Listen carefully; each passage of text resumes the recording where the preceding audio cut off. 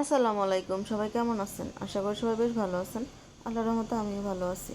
তো আজকে রান্না করব আমি আমাদের উত্তরবঙ্গের বিখ্যাত আলুর ঘাটি ডিম দিয়ে। তো এটা বিখ্যাত উত্তরবঙ্গে বিশেষ করে।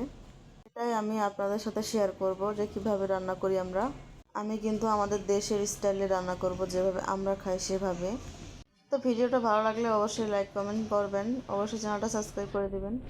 তো রেসিপিতে চলে যাই। প্রথমে আমি ডিমটা ভেজে নিব। ডিমটা ভেজে নিয়ে উঠিয়ে পরে এখানে পেঁয়াজগুলো দিয়ে দিব। তো পেঁয়াজ দিয়ে এখন ভালো করে এটা নাড়াচাড়া দিতে হবে। রান্না করা খুব সহজ, তো এখানে বেশি কিছু একটা লাগে না।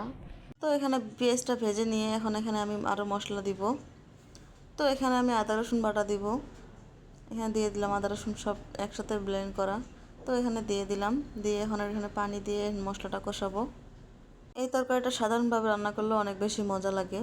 তো এখানে এটা এখন নাড়া দিয়ে আমি এখন গুঁড়া মশলাগুলো এখানে দিয়ে দিব। তো এখানে হলুদ গুঁড়া, জিরা গুঁড়া, লবণ, স্বাদ মতো মরিচ গুঁড়া দিয়ে দিলাম। তো একটু ঝালটা বেশি হলে ভালো লাগে। এটা কিন্তু নতুন আলু দিয়ে বিশেষ করে বেশি মজা। তো আমি নতুন আলু দিয়ে এটা রান্না করব। তো এখানে টমেটো দিয়ে দিলাম। একটা টমেটো কিন্তু দিতেই হবে, কারণ টমেটো না দিলে কিন্তু বেশি একটা মজা হবে না। তো টমেটোটা দিয়ে এখন একটু নাড়াচাড়া দিয়ে দিলাম। নাড়াচাড়া দিয়ে এখন একটু মশলাটা কষাবো, মানে এটা একটু কষাই নিব। নেওয়ার পরে কিন্তু আমি এখানে ফুলকপিগুলো আগে থেকে ভাপ দিয়ে রেখে দিয়েছিলাম। তো সেগুলো আমি কিন্তু এখানে দিব, কারণ এখানে ফুলকপি দিলেও কিন্তু অনেক বেশি মজা হয়। জানি না কার দেশে খায়, তবে আমাদের দিনাজপুরে এটা অনেক বেশি বিখ্যাত, অনেক বেশি পছন্দের। এই শীতের দিনে বিশেষ করে খাওয়া হয়। তো এখানে ফুলকপিগুলো ভাপাগুলো দিয়ে দিলাম। এখন দিয়ে এটা এখন ভালো করে একটু কষায় নিতে হবে, যেন ফুলকপির কোনো গন্ধ না থাকে। যদিও আমি ভাপাই নিয়েছি, তারপর ভালো করে একটু কষায় নিব।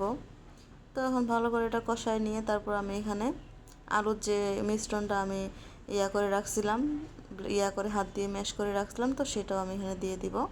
তো এটা একটু পরে দিব। এটা এখন ভালো করে একটু কষাবো আর কি, কষায় তারপরে এখানে দিতে হবে। তো এই তরকারিটা যদি আপনাদের খেতে মন চায় তাহলে এভাবে রান্না করে খেতে পারেন, কারণ যে কোনো তরকারি যেভাবে রান্না করেন না কেন সেভাবেই মজা। তবে সব দেশে তো একটা করে বিখ্যাত থাকে, তো আমাদের দেশে কিন্তু এটা বিখ্যাত, মানে অনেক বেশি পছন্দ, জনপ্রিয়। তো এখানে আমি আলুর মিশ্রণটাও কিন্তু এখানে ঢেলে দিলাম। ঢেলে দিয়ে এখন এটা ভালো করে একটু নাড়াচাড়া দিয়ে এখন কষাই নিব, কারণ এটা অনেক বেশি কষাইতে হয়। তো এখন এটা কষাই নিয়ে পরে আমি এখানে কিন্তু আবার কষাইতেছি, একটু পানি দিয়েছিলাম যেন নিচে না লেগে যায়, কারণ নতুন আলু কিন্তু বিশেষ করে নিচে লেগে যায়। তো এটা এখন ভালো করে নাড়াচাড়া দিয়ে এখন কষাবো। কষায় কষায় পরে কিন্তু আমি একটু ঝোলের পানিও দিব। তো এখানে আমি ডিমটা এখন দিয়ে দিলাম।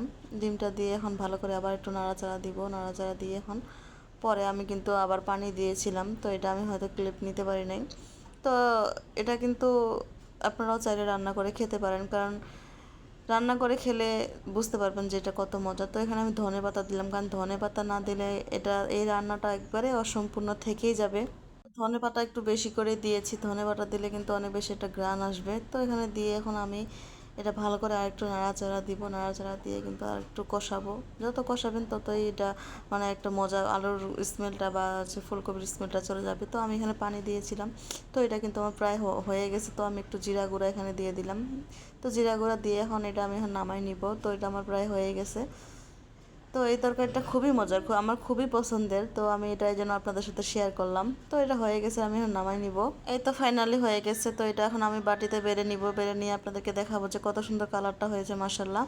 তো এটা কিন্তু গরম ভাতের সাথে বা রুটির সাথে, পরোটার সাথেও কিন্তু খেতে পারেন, অনেক বেশি মজার। তো শীতের দিনে এই তরকারিটা এত বেশি মজার, আমি বারবার বলতেছি, খুবই মজার। আপনারা চাইলে এভাবে খেতে পারেন রান্না করে, খুবই সহজে। তো ভালো থাকবেন সবাই, খোদা হাফেজ। নতুন একটা ভিডিও নিয়ে আবার হাজির হয়ে যাবেন।